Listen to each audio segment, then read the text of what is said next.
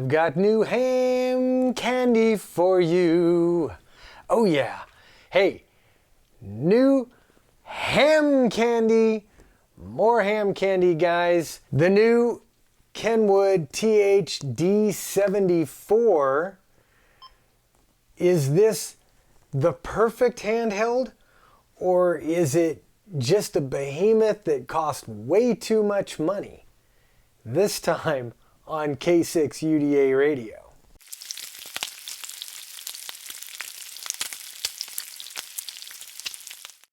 This is actually the first Kenwood radio I've ever owned. So I am brand spanking new to the Kenwood family. Why did I buy this radio? Because it's a tri-band radio. It does D-Star, APRS, 2 meters, 440, and 220. Is this thing expensive? Hell yes it is.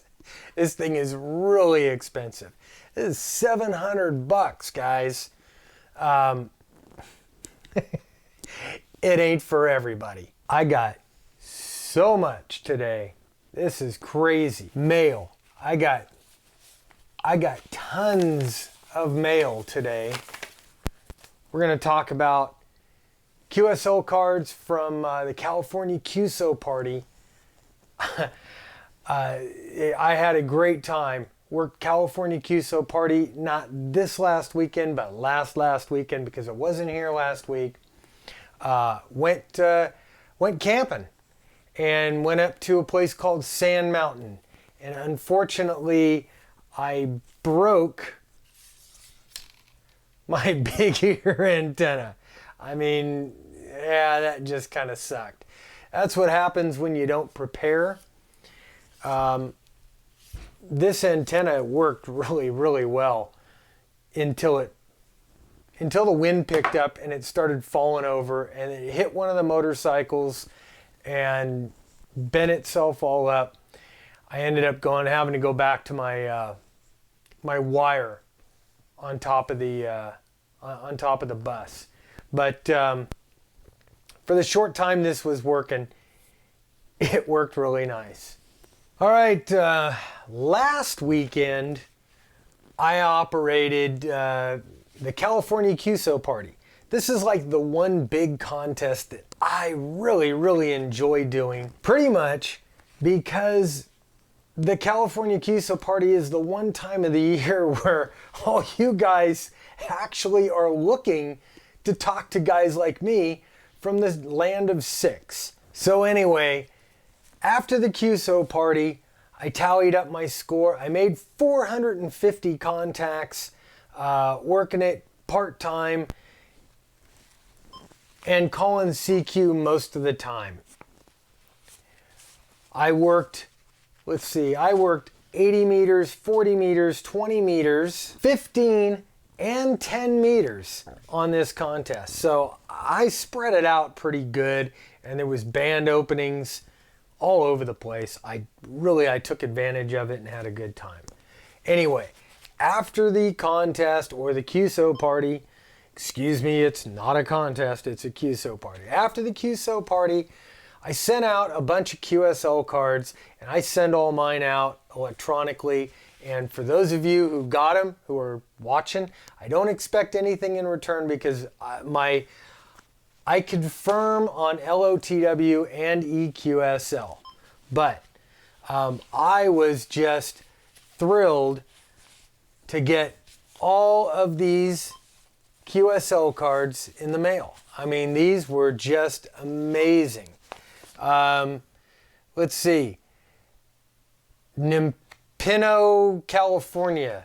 There's another 6 land. Kentucky. Missouri. Let's see. New Hampshire. That's an awesome one. Illinois. Washington, Georgia, Southern California.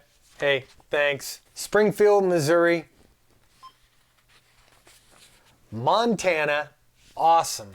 That's friggin' awesome. West Virginia. Arizona. Kentucky. and Texas. I just want to say this. The QSO cards, it used to be the way that everybody confirmed everything. And actually, if you want to know more about QSL cards, go visit this video up here. I'll talk more about QSLs. But guys, this is a great way just to kind of say hi, share your experience when you make a contact there, and I get to kind of know a guy, especially if they've got these custom QSL cards that just tell a little bit about them in a picture. You know, they could be real plain like this, but it's a nice way to say hi.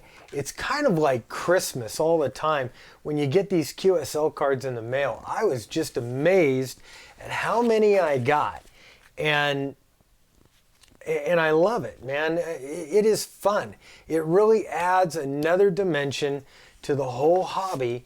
I mean, look at this. There's a guy operating in his shack. It's just a cool picture that you get. Kind of an introduction to a guy. This is the new Kenwood TH-D74.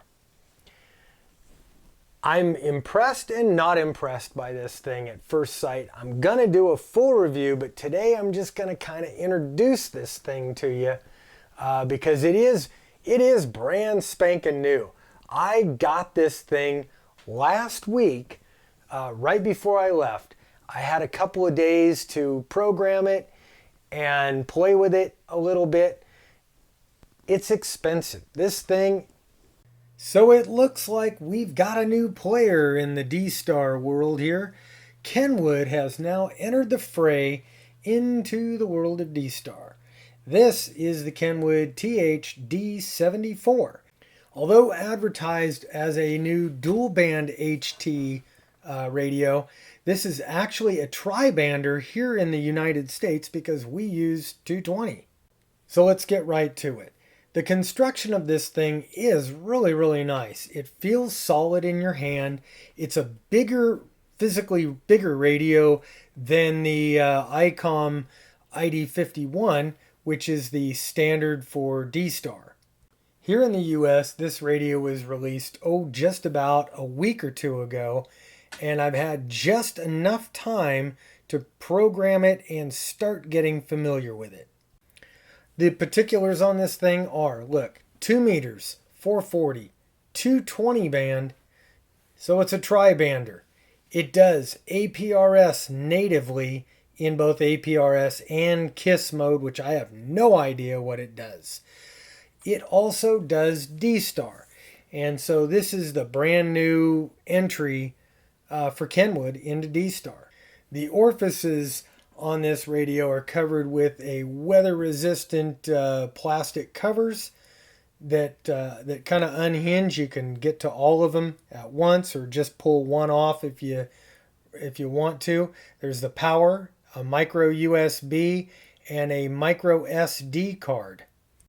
Flipping this guy over on its back, you could see the battery there. I think that's a standard HT battery for a Kenwood. I don't know because I've never owned one before.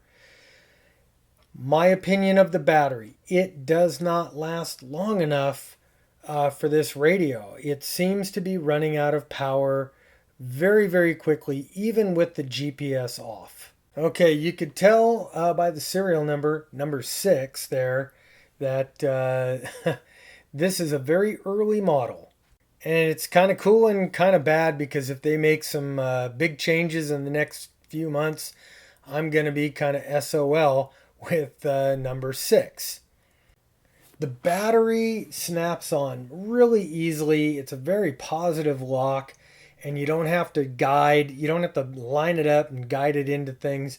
It's kind of on and off, and the lock on it is very, very positive. And it looks like it's well put together. Kenwood's done their homework and probably perfected that design. Flipping the radio over to the other side, we've got the power button. Works like any other power button. The monitor button or the squelch button, it breaks your squelch, and your push to talk. The startup screen is totally customizable, so you could put in a bitmap and your own call sign or whatever you want to put. It has a nice crisp color display with lots of resolution, so you could put in a lot of information, things that make sense to you when you're programming it. Damn near everything on this radio can be programmed through these icon-driven menus, or you can enter in the numbers and go directly to the menu item you want to adjust. You can navigate all the menu systems by either adjusting that top knob or using the little joystick paddle on the front of the radio. I like the way that Kenwood has set up the repeater list for all the D-Star repeaters. It's laid out in a very organized way. You could scroll through any of these things and basically hit different areas, and within different areas it's broken down into ones, twos. I have my own local D-Star setup plugged in here that I built, and it'd take you just a couple of minutes to put your own list together, and you could put it right there in the repeater list. Anyway, all the countries are set up very, very nicely. You can go in and look at them by sections, by geographic areas. It's a very well laid out system that they have built into the Kenwood. If you've got friends on D-Star, you can plug their call signs into your call sign list, and from there you can put in whatever name you want. You can put their full name or any other information about them that you want to include. And it's pretty much the same thing with all of your memory channels. You can plug them in. You can plug in all kinds of information. There's plenty of channels in there to satisfy, I think, most hams. All right, the ugly. The battery. After just about a half hour, 45 minutes, the battery is run down into the mid to low level. And yes, I keep the GPS off and the backlighting to a minimum. Something that I and a bunch of other brand new owners of this radio found out.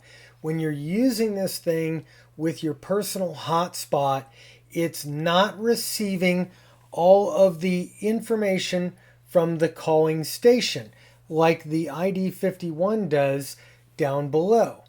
This has got to be some kind of an issue with the radio, because all my other radios are receiving that information from an incoming station.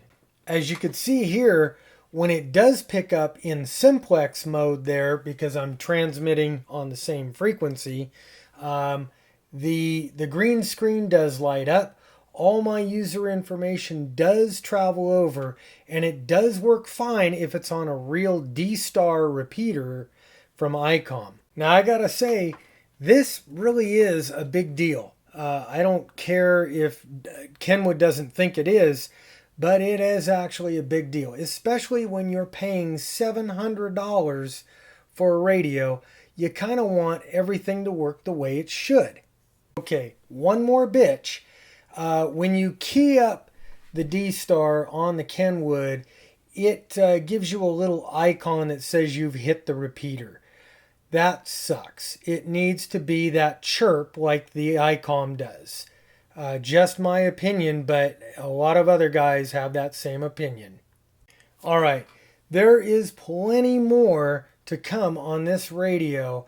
As I learn it, as I start using it, and I get proficient with it, I am going to update you guys on this radio, and I'm going to reserve my final judgment on it until I can do a complete review on the thing. So come back for more, and I'll have more on this radio next time. All right, guys, if you like the show, give me a thumbs up. Also, if you haven't subscribed, hit the subscribe button right now. I want to remind you guys, I'm still giving away the KX2 when we hit 5,000 subscribers.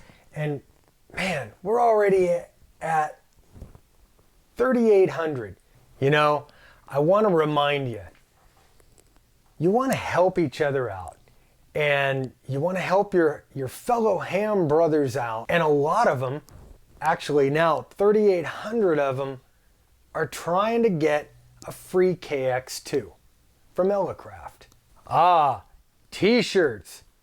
The Indiegogo t-shirt campaign is almost over, guys. It just has days to go, and we're just a few short of a goal. And it's not a big goal, it's a goal of $1,000. It just enables me basically to buy these damn t-shirts. So please go to Indiegogo.com, hit the link below, it'll be in the description somewhere, and order a shirt and make ham radio great again. So hit that subscribe button so you'll know when I'm posting all these new videos and you can get in on all the fun. So anyway, guys, that's it for me. I'm out of here. I'm Bob, K6UDA, and I'm going to go play on D-Star. 7-3.